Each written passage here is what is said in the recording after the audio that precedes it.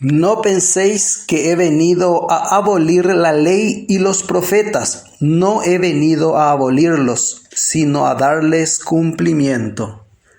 Que la paz de Jesús esté contigo. Te saluda tu amigo y servidor Hugo Maciel de la comunidad evangelizadora La Peña, predicador católico de la diócesis de San Lorenzo, Paraguay. Hoy, miércoles de la tercera semana de Cuaresma, la Iglesia Católica nos sigue invitando a reflexionar la palabra de Dios.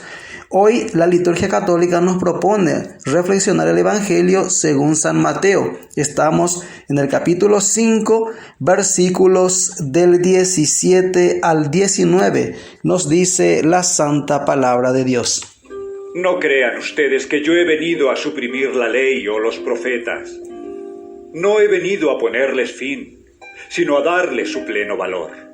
Pues les aseguro que mientras existan el cielo y la tierra, no se le quitará a la ley ni un punto ni una letra, hasta que todo llegue a su cumplimiento. Por eso, el que no obedece uno de los mandatos de la ley, aunque sea el más pequeño, ni enseña a la gente a obedecerlo, será considerado el más pequeño en el reino de los cielos. Pero el que los obedece y enseña a otros a hacer lo mismo, será considerado grande en el reino de los cielos.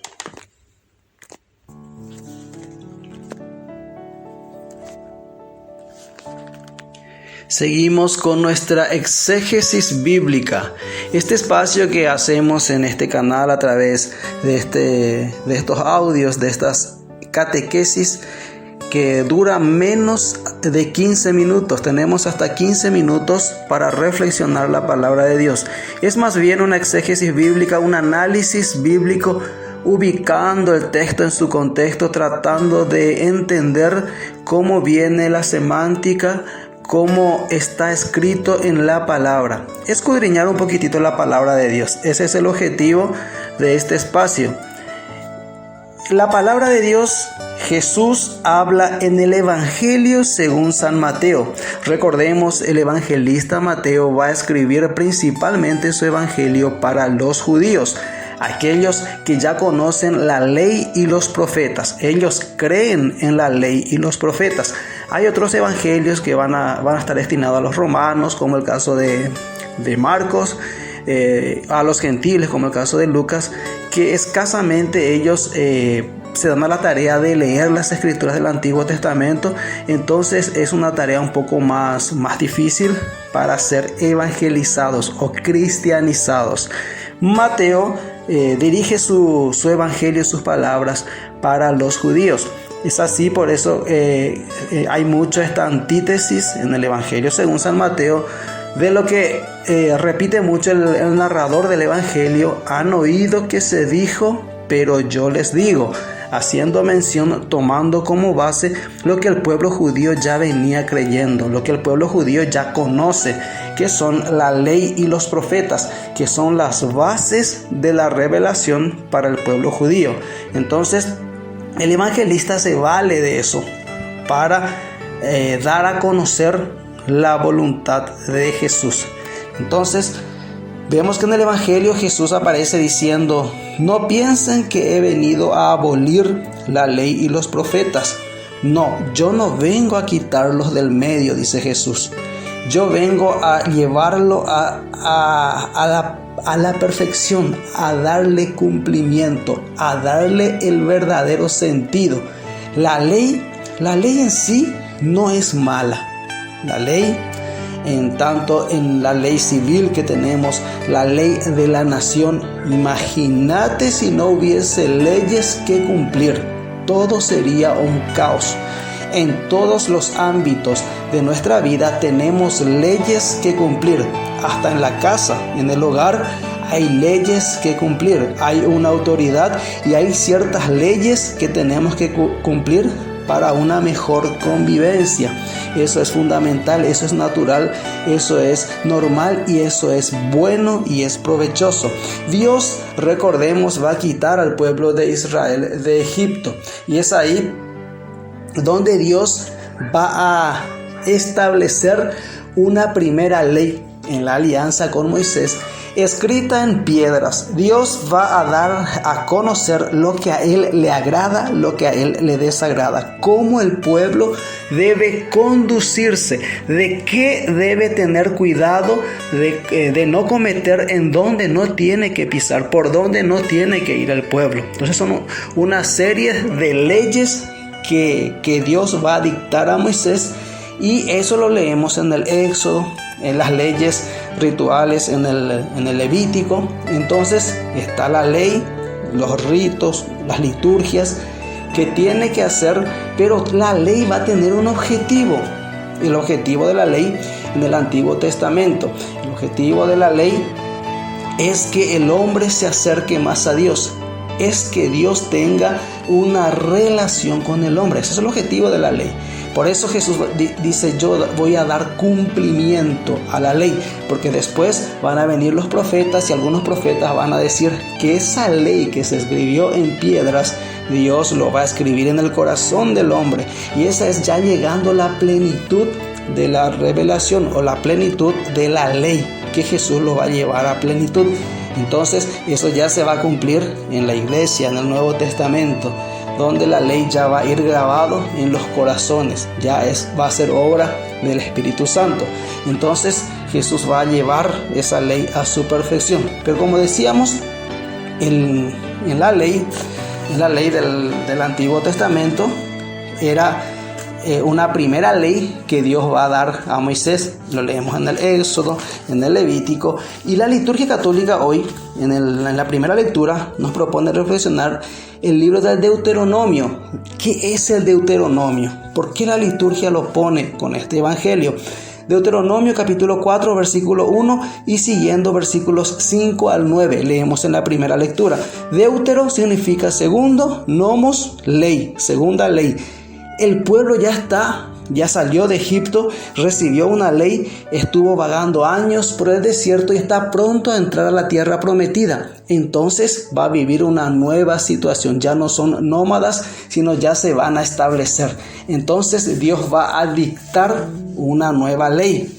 ¿Qué dice Deuteronomio 4, versículo 1 y luego 5 al 9?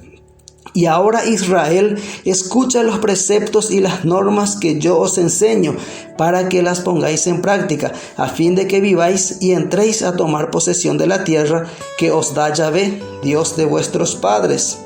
Mirad cómo Yahvé, mi Dios, me ha mandado. Yo os enseño preceptos y normas, para que los pongáis en práctica en la tierra que vas a entrar a tomar posesión de ella. Guardadlos y practicadlos, porque ellos son vuestra sabiduría y vuestra inteligencia a los ojos de los demás pueblos, los cuales, cuando tengan noticia de todos estos preceptos, dirán: ciertamente esta gran nación es un pueblo sabio e inteligente.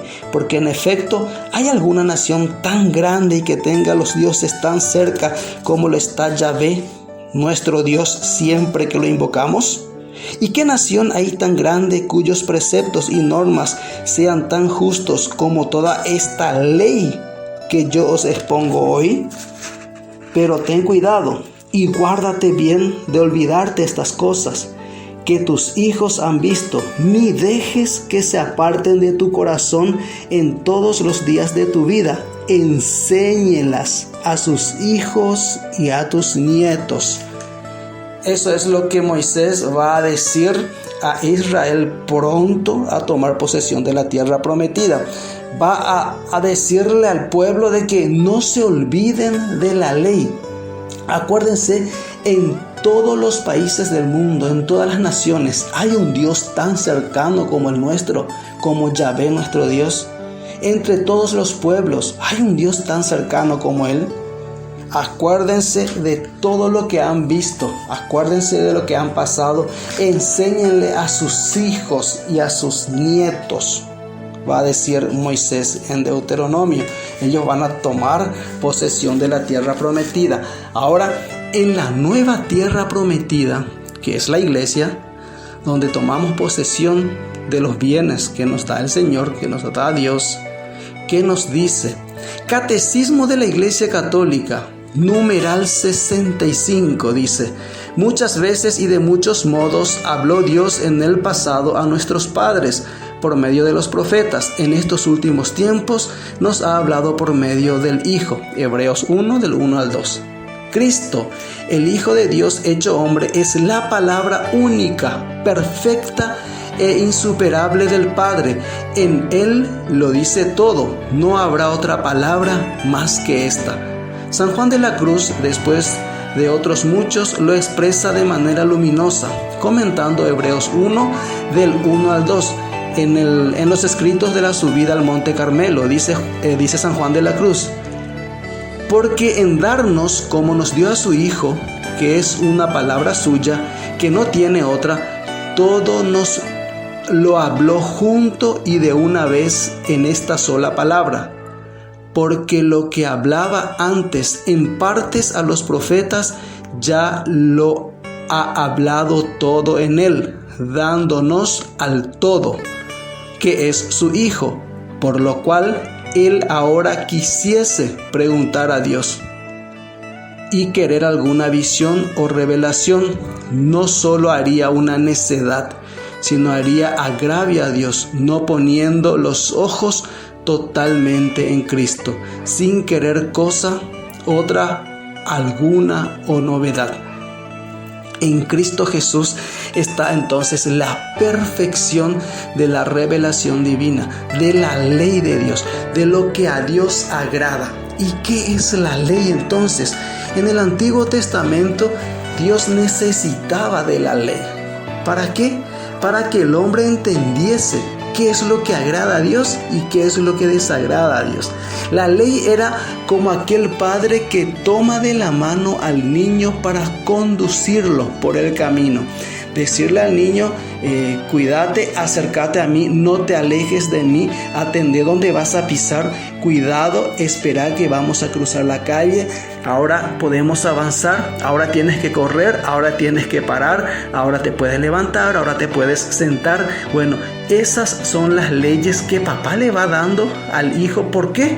Porque papá ama a su hijo. Hijo, quédate ahí, hijo, quédate quieto, hijo, no cruces la calle. Parece ser un padre autoritario y parece ser un padre malo, pero no, es lo que él tiene que decirle al hijo. ¿Para qué?